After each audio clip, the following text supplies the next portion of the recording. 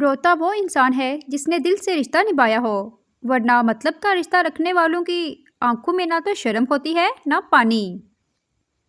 کچھ عرصے کے لیے رابطے میں پہل کرنا چھوڑ دیجئے، آپ کو پتہ چل جائے گا کہ آپ کتنے مردہ پودوں کو پانی دے رہے تھے۔ زندگی میں ایک ایسے شخص کا ہونا بہت ضروری ہے جس کو دل کا حال سنانے کے لیے لفظوں کی ضرورت نہ پڑے۔ جو لوگ اپنی دعاؤں میں دوسروں کو شامل کرتے ہیں، خوشیاں سب سے پہلے ان کے دروازے پر دستک دیتی ہیں۔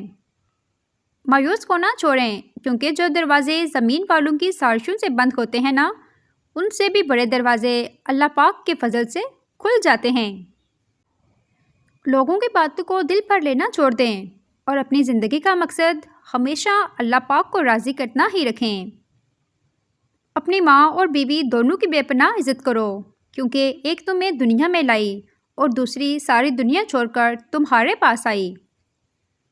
اس چیز کا غم نہ کریں کہ آپ نے غلط انسان پر اپنی محبت ضائع کر دی ہے، کیونکہ اللہ تعالیٰ وہی محبت آپ کو صحیح انسان کے ذریعے واپس دے گا۔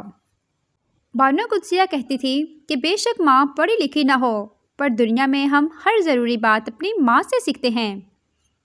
کامیاب زندگی کی سب سے بڑی نشانی یہی ہے کہ جب آپ پیچھے مڑ کر دیکھیں تو زندگی میں کوئی پچھتاوا نہ ہو۔ سنا تھا روز قیامت کوئی کسی کا نہیں رہے گا، مگر یہ معاملہ تو دنیا میں ہی دکھائی دے رہا ہے۔ جب سورج غروب ہونے لگتا ہے تو چھوٹے آدمیوں کے سائے بھی بڑے ہو جاتے ہیں۔ آپ کو سچا پیار کرنے والے کی پہچان یہ ہوتی ہے کہ وہ آپ کو بار بار یاد کرتا ہو، آپ کو میسج کرتا ہو، اور اگر وہ ایسا نہیں کرتا اور ہر بار یہی کہتا ہے کہ میں مصروف رہتا ہوں، اس کا مطلب کہ آپ کے لیے ٹائم ہی نہیں، تو وہ آپ سے محبت نہیں بلکہ ناٹک کرتا ہے۔ اپنے اندر کچھ ایسی تبدیلیاں لاؤ جو اس شخص کے ہوتے ہوئے آپ میں نہیں تھیں، چاہے آپ خوش ہوں یا نہ ہوں، لیکن اس شخص کو یہ یقین دلانا ہے کہ مجھے اب فرق نہیں پڑتا آپ کے ہونے یا نہ ہونے سے۔ جس مرد کی توجہ کے لیے تم تڑپ رہی ہو، وہ خود تم سے توجہ کی بھیک مانگے گا جب تم 3 کام کرو گی: مرد کو کوئی میسج نہ کرنا، مرد سے دور دور رہنا، مرد سے کوئی رحم کی بھیک نہ مانگنا۔ کوئی اچانک بدل جائے تو 2 باتوں پر عمل کریں، وہ شخص آپ کو دن رات یاد کرے گا۔ سب سے پہلے آپ نے اس شخص کو اپنی طرف کھینچنا چھوڑ دینا ہے، اس سے کسی بھی قسم کا رابطہ کرنا چھوڑ دینا ہے۔ ہمیشہ نیکیاں کرتے جاؤ، دریا میں ڈالتے جاؤ۔ جب کبھی زندگی میں طوفان آیا تو یہی نیکیاں آپ کے لیے کشتی بن جائیں گی۔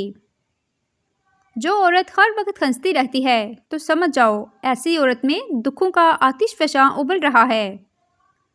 جب خاموشی کو ہتھیار کے طور پر استعمال کیا جائے تو یہ الفاظ سے بھی زیادہ زخم دے سکتی ہے۔ تکلیف یہ نہیں کہ قسمت نے مجھے دھوکہ دیا، میرا یقین تم پر تھا، قسمت پر نہیں۔ اگر خوش رہنا چاہتے ہو تو مطلبی لوگوں کو فون سے ہی نہیں بلکہ زندگی سے بھی بلاک کر دو۔